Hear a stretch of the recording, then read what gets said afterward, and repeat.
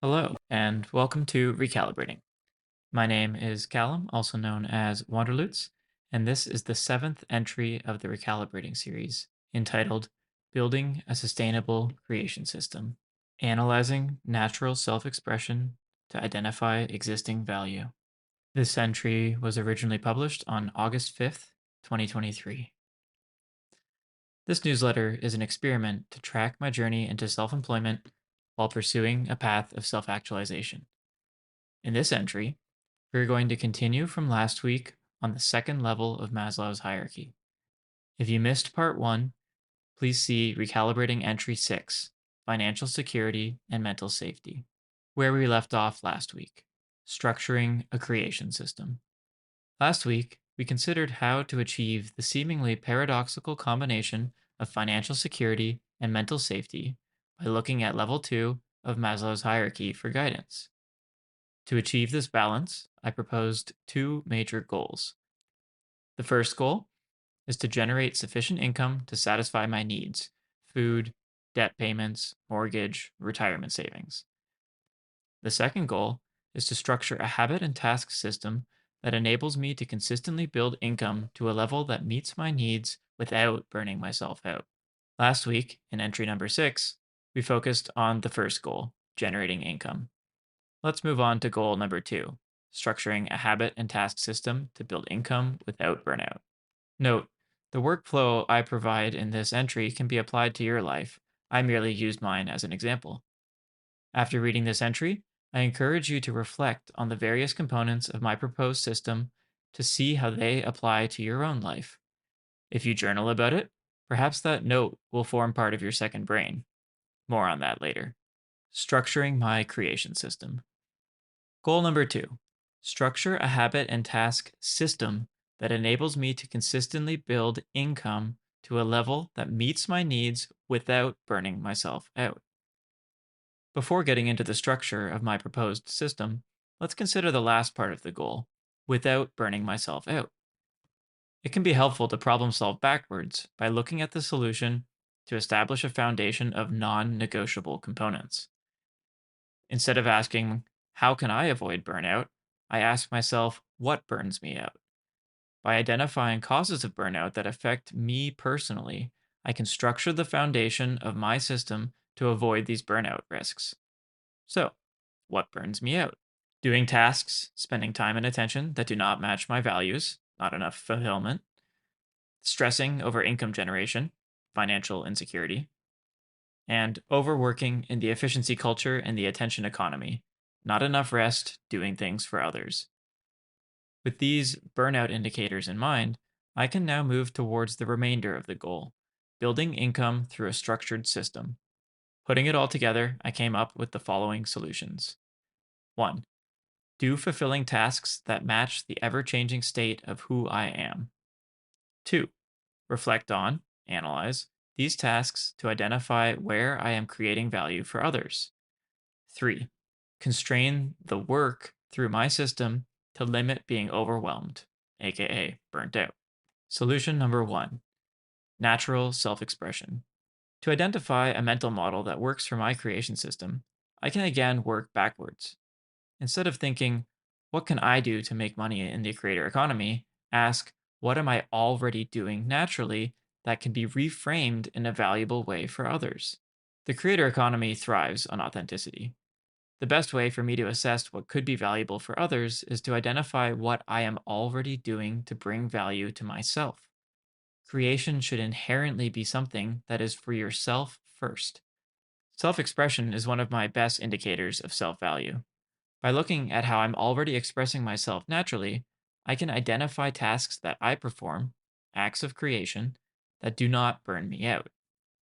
These acts of creation do not burn me out because I feel driven to perform them regardless of whether other people are watching. The type of creative act does not matter. We are not looking at the final form here, merely at what types of activities operate to regulate my behavior in a mentally and physically healthy way.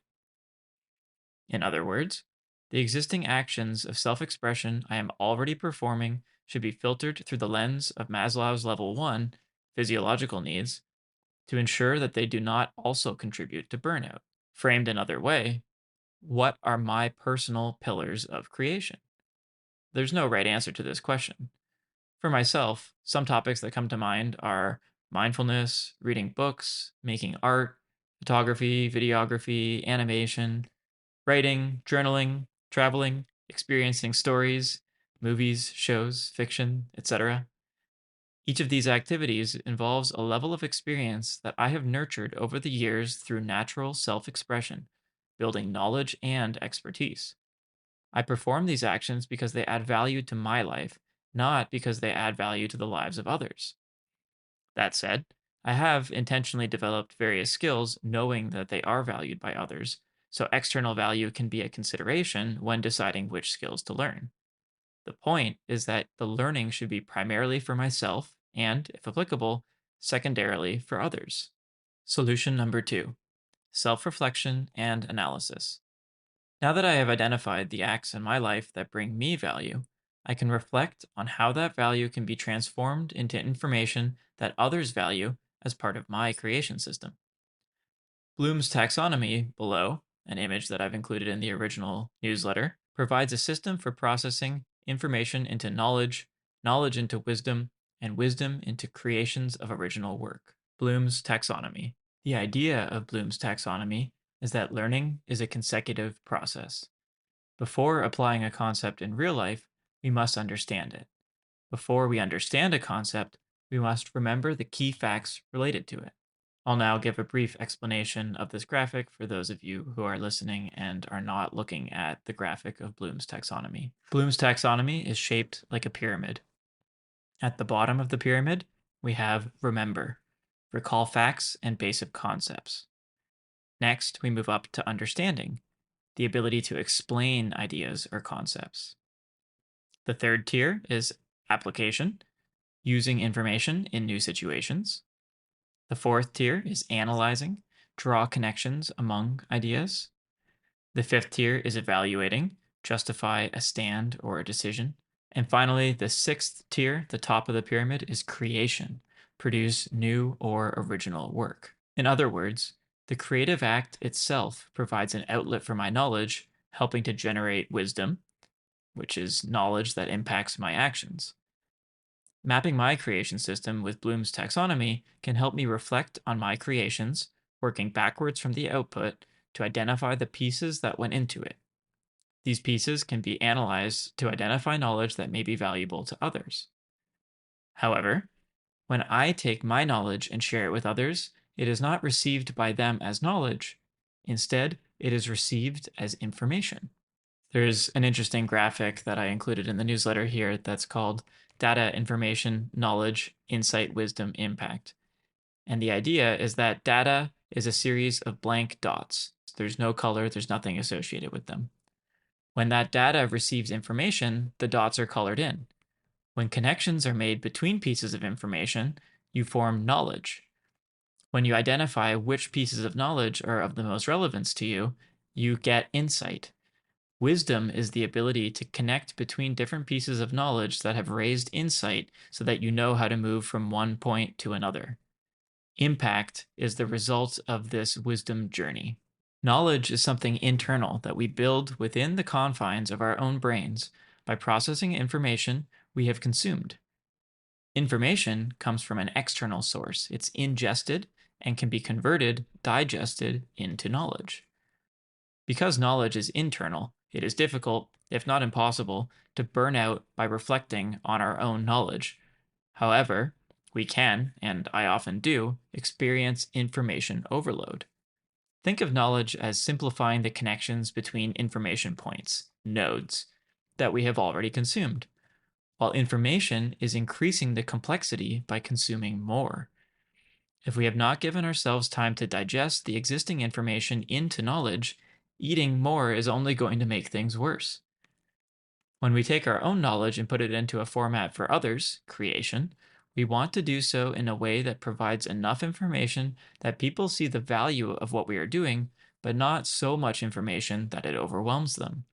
As someone who has expertise in many areas, physics, engineering, law, intellectual property, patents, photography, travel, writing, etc., This balanced expression of knowledge is something I am constantly working on. If you are ever confused by my explanations, please let me know so I can try and simplify them for everyone.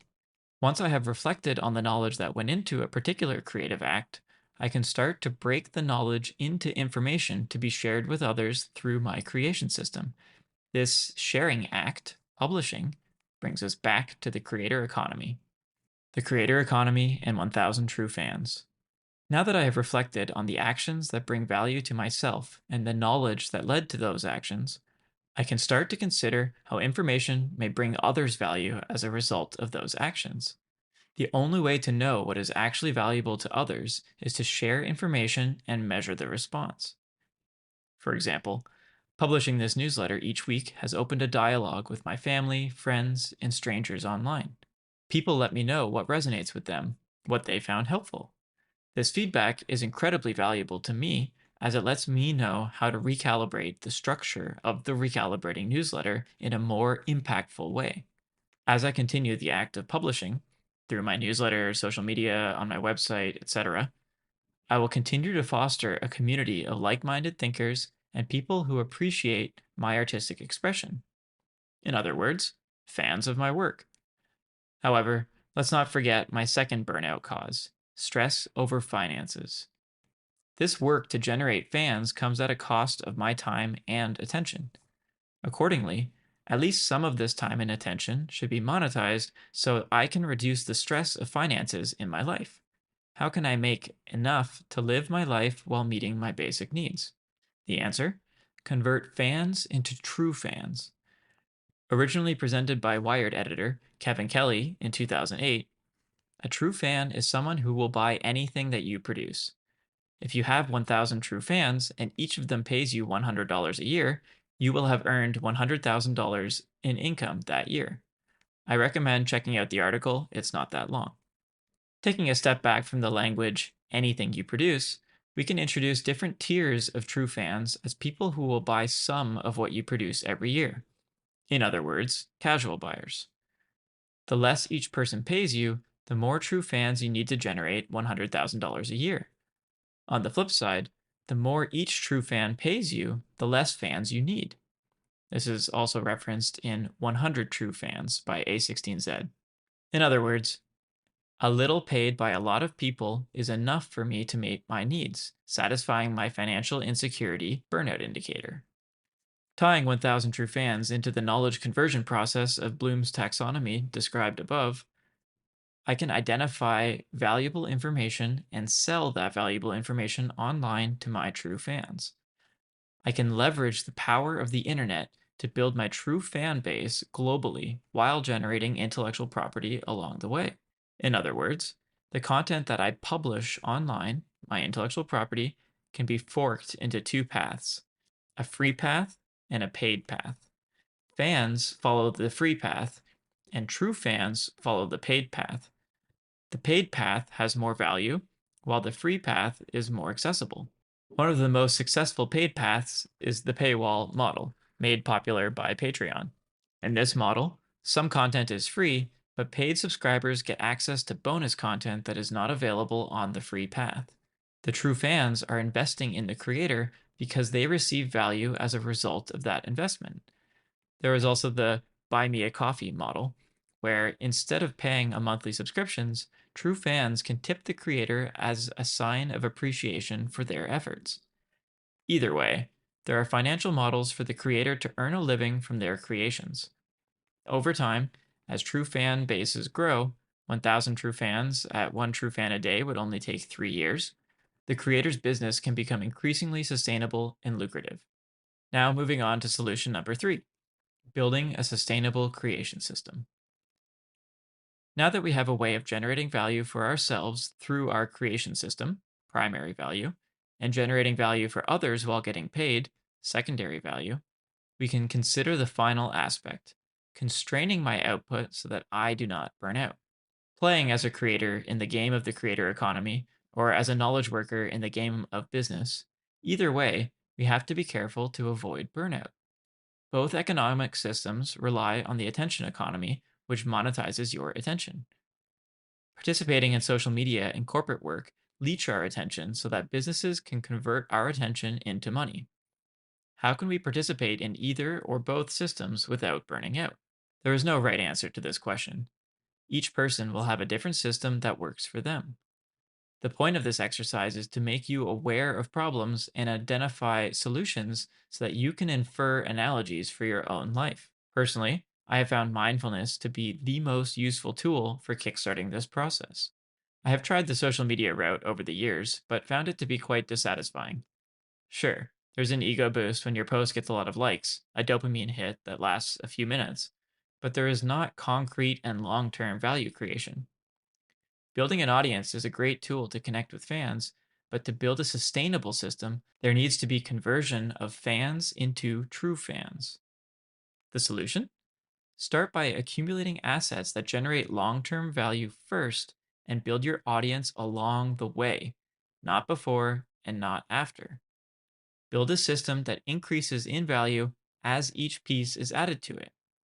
Create intellectual property, accumulating knowledge through writing, painting, coding, photos, etc., and begin building an online repository that will increase in value over time.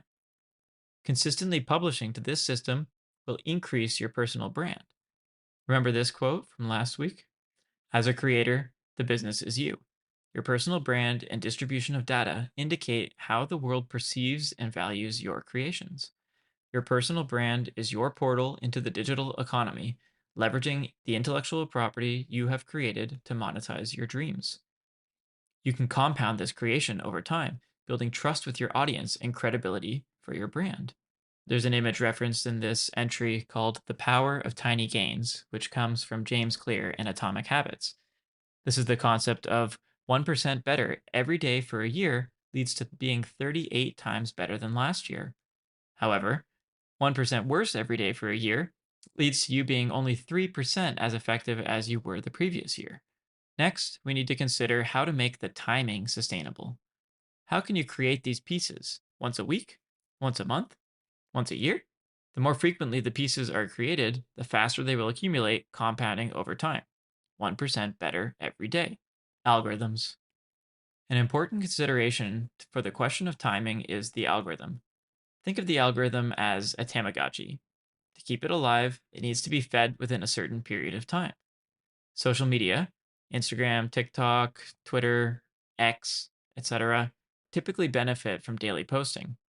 However, YouTube, blog websites, and newsletters are quite happy with weekly posting. To me, a weekly commitment is much more sustainable than a daily commitment. Accordingly, I decided to take a step back from social media to start focusing on a newsletter. I wanted to use this newsletter as practice for telling the story that I wanted to tell, without the pressures of a daily algorithm, while building credibility with fans over time. Weekly posting provides accountability for myself to stay on top of my thoughts and creations while slowly building my intellectual property online. Even better, I can always use these newsletters as a foundation from which to expand my knowledge sharing in the future. I am able to practice with my voice, building confidence in my public self expression, building esteem. Newsletters also allow for the generation of a valuable asset: emails. Emails are decentralized, which means that even if Substack dies one day, I will still have my fans and my true fans. The same cannot be said about other social media followings. I have an article listed here on the value of decentralized creation, and I also want to reference that I have been using a social platform called Farcaster, which does enable decentralized followings. A newsletter can be any format. It does not have to be long form writing. It could be sharing a weekly edit of a photo, a poem, or a piece of code. The point is to practice putting something out there to engage with fans, build community, and assess the impact of your online presence. Each published post is a drop onto the internet, providing you with an opportunity to measure the impact and analyze how to monetize the value of your creations and knowledge. Think of the newsletter as an exercise in atomic habits to build a second brain. Additionally, building a consistent data set of your own creations, intellectual property, provides an opportunity for leveraging your second brain to train AI models to do the work for you that you don't want to do. Next steps: a fork in the road. Now that we are starting to get into the specifics of intellectual property, AI, and second brain building, I will be introducing a fork in the recalibrating path. I will continue to write this free newsletter each week, the main storyline, which will continue to share my knowledge and wisdom.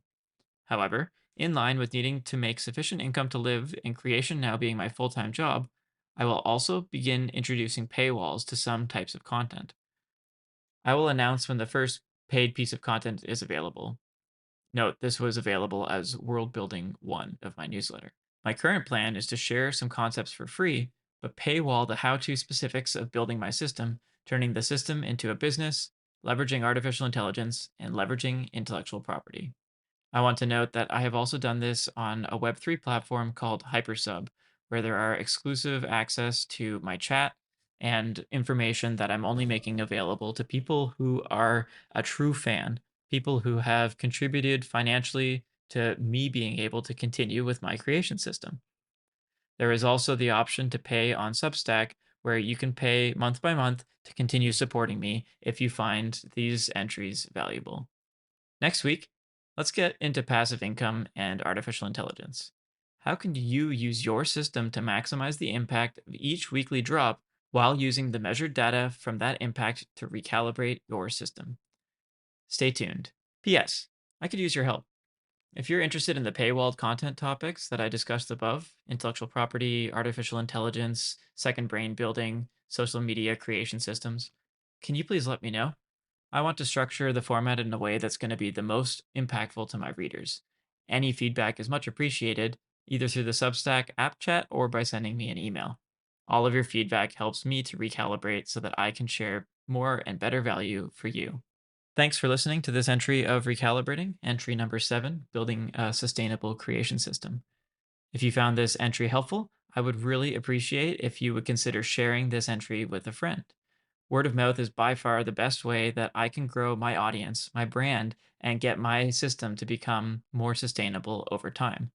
Any sharing or commentary or feedback is really appreciated. Thanks again for listening, and I will see you in the next entry.